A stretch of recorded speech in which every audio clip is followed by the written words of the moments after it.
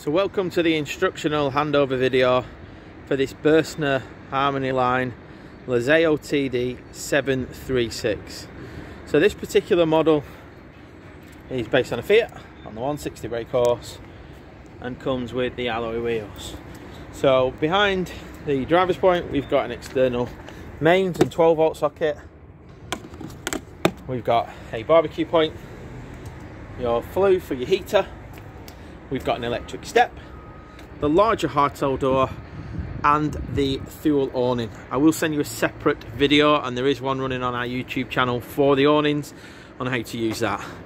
We have the fridge vents just behind the door, and then we move to the rear. Now this is the H model, so it has the height adjustable bed option, so therefore you get the larger drawers than the standard version. So inside here you'll see that there are the additional seats, and I'll show you how to make them after. Your carpets, a main socket and a light. Your light will work obviously when the 12 volt system is turned on. So at the minute it's in the up position and you've got your boards down just hiding away. When it's up we have a little turnbuckle that holds them in place. So to wind the bed up, you'll see that in here we have a little winder and that just pops on just there. Now one thing that is new for this year is there is a little lever bar here. So this little bar will lock it in place.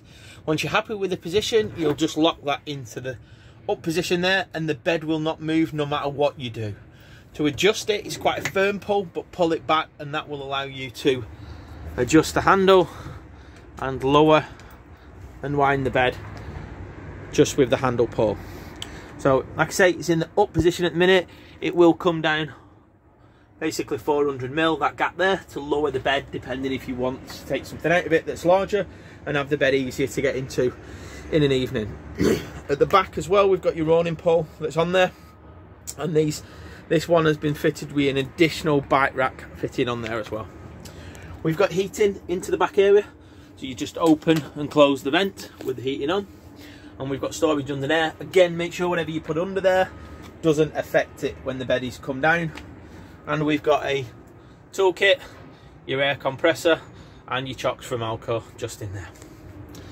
So that is the garage area. It is one key to lock all the external lockers, a separate key for the barbecue and point on the vehicle. So towards the rear of the vehicle we've also fitted a additional bike rack to this particular model. So this one is for electric bikes and it's a 3 e-bike system.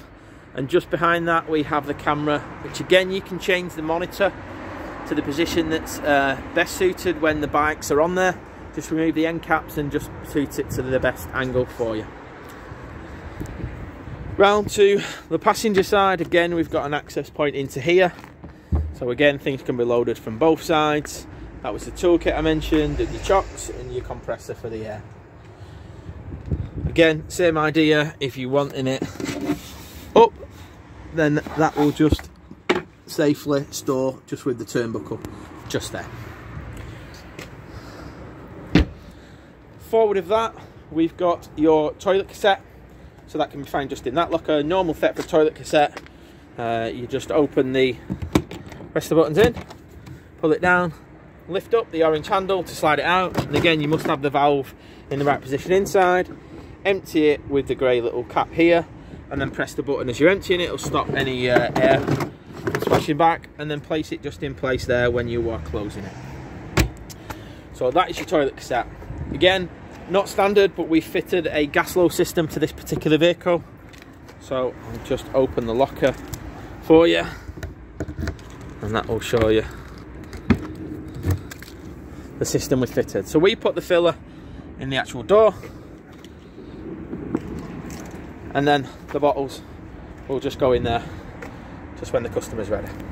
So this will take 2 11 kilo bottles in here. The standard system will just fit normal 6 kilos. You can get a 13 at a squeeze, but generally 2 6 kilos mounted to the regulator just there.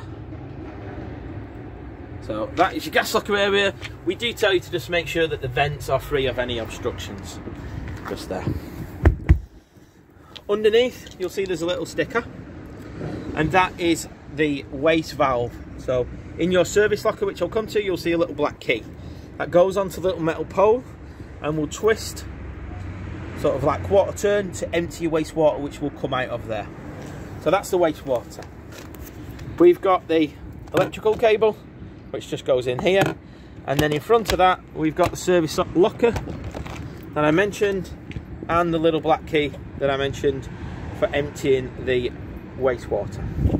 The fresh water is both filled and emptied from this compartment. You fill it from here, so that is your fill point, and then empty it using the little dial here. Now you turn it clockwise to fill it up, and the first click will allow you to fill the tank up to 20 litres. Keep going all the way, and again, it doesn't need to be hard, just gently twist it, and then till it's finger tight will allow it to fill up to the 120 litres. Once it's full, it will come out of here, and there is a little extension piece that you put on there to take the water out of that area.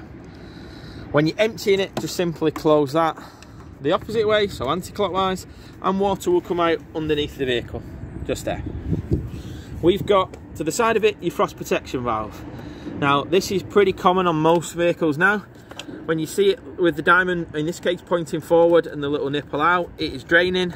To fill it up, click it back, and then there is a little button to press down at the bottom, which will allow the water to fill up the boiler. If you don't do this, water will come out again directly underneath, and to empty it you just swivel that and that will pop it out. Behind that we've got a little yellow toggle valve. Now it's again in the up position because it's drained at the moment. In the usable position it needs to be flicked down just like that, and on emptying it needs to be flicked up just like that. We've also fitted a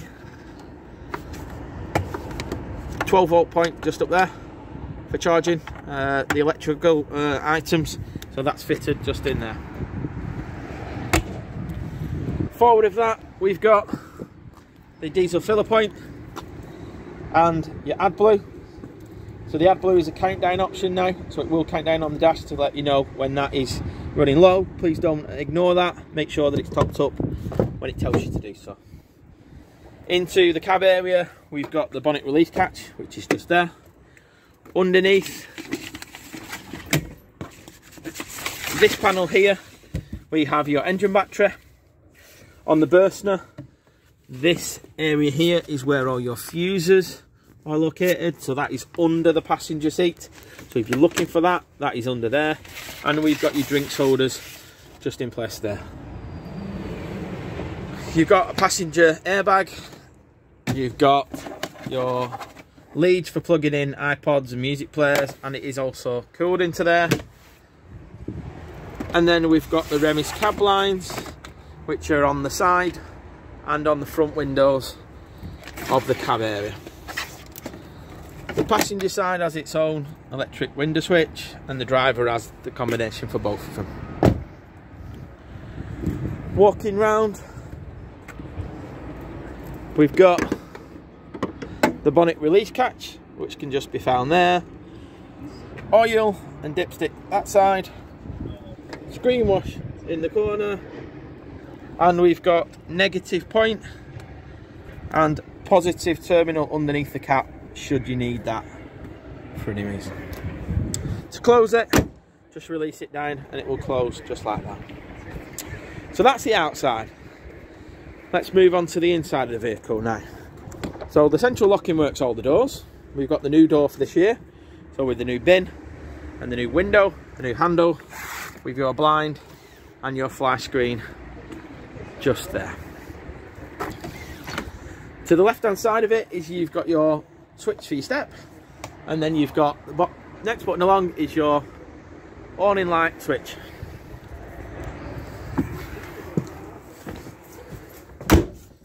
So now we're inside the vehicle, we can go to the main control panel. So at this point we'll work off the proviso that you've put water into your freshwater tank and that you've shut all your drains and everything's working in that respect. So the main thing we want to do there, we can see on the centre dial that we are hooked up to mains, and we are currently hooked up to mains as we are today. We want to put power on. So that is your power for the main vehicle, your master switch in essence. The switch at the top here is your leisure battery. The switch at the bottom is your vehicle battery. The switch at the top is your water in your fresh water, and you'll see that there's an opening at the top. And then again, the bottom one is for your wastewater. The last option is your pump. And when you turn that on, the pump will run until it's up to pressure, and then we'll switch off. Or you can turn it on and off as and when you want to use it. So with the power on, we can now go along and put our light switches on. So there are varying light switches in the Burstner, which will light up various lights inside the vehicle. And we have multiple points. So at the front here, we have more points lit up there. These little removable ones are pressed to turn off and pressed to turn on. And these will move. So they will be removable, take off, slide it in place, just like so. And that will become a live circuit again for you. So you can play about with them wherever you want to put them. Coming back to the control panel area, you'll see that's where the 2 USB points are. Mains, 12 volt and aerial connector just there. Now the little screen at the side of it is the heater. Now this is the trim system. So we want to turn it on by pressing the middle button. We've got 4 main options and it all navigates by turning this little button with my fingers on. And when you stop on the option that you want, it will flash. So the first option we do is we want to make it warm. So we'll turn the dial to the desired temperature and then we'll press the button in. I then will move over the water at the minute because I want to make sure that we don't trip anything out. And I want to select the fuel source. So in this instance, I want to select the electric because we're connected to electric. And you've got 2 options. You've got EL1 and EL2. So 1 kilowatt or 2 kilowatt. You've also then got mix. And you'll see that the dial above the line changes. So gas and 2 kilowatt electric. Gas and 1 kilowatt electric. Or gas only. So if you're wild camping, you'll use your gas only. So like I said, I want to flick it onto 2 kilowatts or 1 kilowatt. That will change above the line, just like so. The third option of the heating then is we want the fan to work. So Eco will allow the fan to run slow. You've got High, which will allow it to run obviously faster. And then you've got Boost, which will take all the power away from the heating to get the away from the hot water to get the heating up to temperature as quick as possible. Now, if, like in the situation at the moment where we haven't got any water in, you could put that on Boost because it won't do anything for the water as we've got no water in, and it will get the heating up to temperature as quick as possible. If you are wanting to do both hot water and heating, you must have water in the boiler. You would then select that option of the water thermostat and turn it either to Eco, which is like a 40-degree option, Hot, which is a 60-degree option, and again you do have that boost function, which will take all the power away from the heating to get the water up to temperature as quick as possible. If you're wanting to get both options up as quick as they will go, you'll want to put it on hot, you'll want to put it on high on the heating, and you will want to put it on mix if you're on electric, mix 2, because that will be the highest capacity. And that is your heating. The other options further through the system are the timer sequences, your clock to set the time, and then your setting options should you want to change any settings. But the fundamentals are the 4 options I've told you at the top, and they'll be what you'll need to navigate through the heating and hot water system as easily as possible. Now, there is one other thing that I tell my customers pretty much all the time now, is to power down and power up the unit only when you have the right source of power on there, so either electric or mains. So if I was going away from the campsite now and unpacking, I would turn that unit off first. So you do that by pressing and holding, and it tells you that we're off, and then I would turn the power off. Don't do it the other way, because it will come up with a warning triangle, generally just above the dial, to tell you that it's lost power, which it should do. If it tries to search it a few times, it will trip it out, and you'll just have to reset the system. So turn your power off before you turn your control panel on when you're leaving. Get your gas and your electric on before you turn your power back on. Yeah, so get to the side. I know you want to get it as warm as possible, but power on for your gas and hook up to your electric, and then come to your control panel, press and hold your button, and it will come on, and you'll be able to choose the options that I've just shown you how to do there. Yeah, so I think a bit of practice, bit of going, don't be frightened, give us a shout if you're stuck, but pretty simple in that respect. The fridge option is the new domestic option. and that turns on by pressing the standby button. You can either manually select the options, yeah, so depending on what you want, the mode, so you'll just dial through either automatic, which in this case it picked up your electric, vehicle battery when the vehicle battery is running, gas when the gas is on, or mains electric yourself. So again, you'll see that's search for the electric, so pretty straightforward. Temperature settings, just press the temperature button. Pretty straightforward, to be fair. You've got a little unlock button, and that will unlock just there for you. So we've got your freezer compartment, and then you've got your fridge shelves just there. To turn it off, it will just lock it in place, and then press and hold it, and it will go off. So pretty straightforward in that respect. Behind us, we have the plug sockets and your keys for your external barbecue point. We have in here the keys for the bike rack, your Fiat manual and your bike rack adapters, and the neck for filling up the fresh water that I mentioned just goes over that that blue cap. So that's what that's for. Underneath, we've got your handbooks and your manuals for Burstner, so there's plenty of reading for you just there. Forward of that, in the lower area, you've got your main RCD breaker. And then above that, we've got the oven option. So lift that up, and that is your oven option just in there. Above that again, we've got all your isolation points for your gas. In this position that you see at the moment, that is the running working position. Should you change them, just make sure you put them back to how you see it in the video. Just there. Above that, we've got the sink. And on the top of the taps, we've got the markings for which position is hot and cold. And we've got the 3 burner just there for you. Coffee capsule holder is just located there if you're wondering. And then we've got a plug socket just above in there. In the cupboard, you've got storage, so you can move the shelves to different heights. That's not a problem. And then again, under the bed, because this is fitted with a drop-down bed option, we have your storage areas just there. The little cutout just there is where in your pack you will have a little metal winding key. That is the manual point for winding the bed down, should you want to do that. So that's on the passenger side in that front cupboard area. On this side again, we've got similar storage areas. And then we've got storage areas around the front of the vehicle. This is the charging point for the home light. If you ordered that as an option, that's what that is. And again, we've got the panoramic sky roof light just there. This particular model has been ordered in the Bahia furniture with the Bari pure fabric, if you are wondering. We've got the table that extends and then opens up into a big social area. And I'll come back to it in a minute and show you how the seats make up for the additional travelling seats. On the floor, we've got the locker areas, so the lift up areas for storage. So the front one is empty. The back one will have the bed ladders, so that will go all the way back to where the actual vent is for the heater underneath the bed there. Particular model has a centre shower area, which has your coat hooks, your blinds. They have fly screens in there. Make sure that the doors are turnbuckled in place for driving off.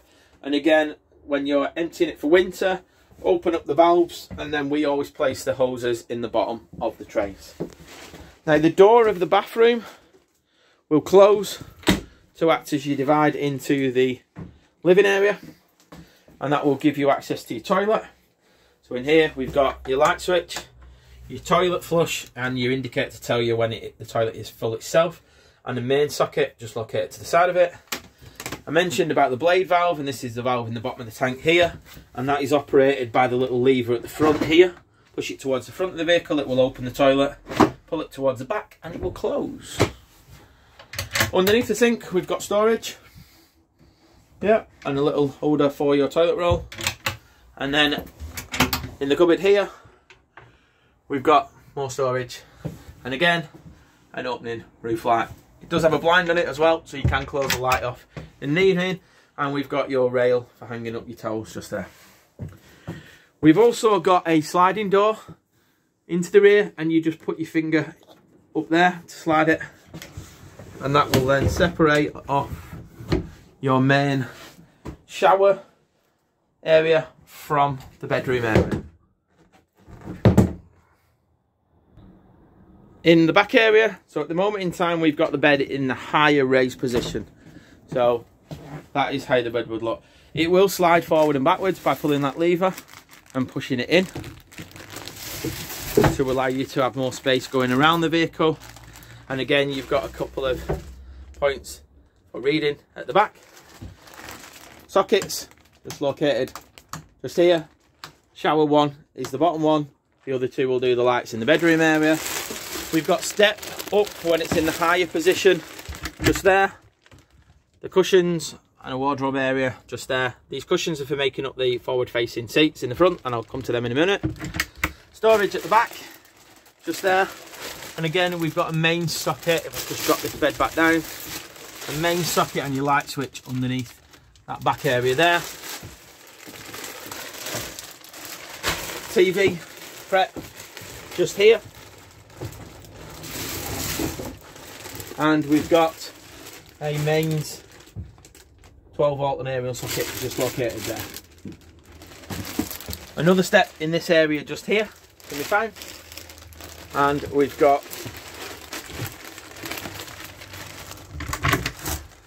an area here for storing away your clothes. Now, one thing we have fitted as an extra in here are USB charging points, and they are into the actual rails themselves, just above, to allow you to put your charging items into. So nice and neatly up there out the way. Coming back to the cab area, and I'll show you how to make up the seat. So you'll see the seats at the minute look like that. The first step is to remove the cushions away to show you the base of the seats. So that reveals that part there. What we need to do now is lift up the seat, and it will just hold in place there. And then underneath, you'll have two little metal sections here that will lift down and just push in place. You will see that your brackets are located there, and this is where your boiler is also located underneath. So what we need to do now is we need to go and get the pieces and pop them in place to make up the seat. So that's what we do. We put the base in, we've got the back, and then we've got the infill section that actually lifts up and bolts in place just in the little sockets here. To release it, you've just got to pull that pin out and then just release them off the back for it to slide out. Well, now we've got that on both sides of the vehicle, so it's on this side and it's replicated on the opposite side as well. Next, I'll come to the bed area and show you the drop down bed. Once you're set back up again for your lounge area, you'll want to come to the key area here. So the key can be left in at all times, and as soon as you press the button, then the bed will come down. Now you just need to be careful of anything underneath the vehicle and just fold down these seats backs. That's all you need to do to just lower the bed down to its lowest position, which is the position that you just see there. Your ladders just hook on just here, and then we have safety nets that go onto the little eyelets just above. You've got your light switch just there, a little shelf just for your belongings to go there, and then your sky roof light just up there. So again, the same netting's on the front side as it is on the back side for you. When you've put it back up, just press the button just like that, and it will just go back up. It has a limit switch, so it will stop. Just be careful you don't force it up too far. And again, one thing we tell you to do is just in the winter months, when you're not using the vehicle, just leave it down a little bit, and that will free any moisture that's just trapped on your bedding or anything like that. So it's just a little point that we tend to raise for you. While I'm putting it back together, what I've also done is drop down the bed to the lowest position, just to show you that. So we're nice and neat there, and I've just put the little flaps down either side just to show you what it looks like in the lower position. And again, if you want to pull it completely flat, it's a large double bed.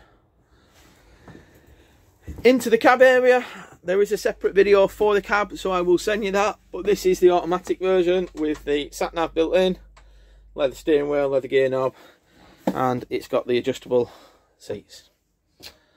That concludes the handover video for the 736. Hope you enjoy it. Look forward to your feedback. Most importantly, look forward to you enjoying your new motorhome. Thank you.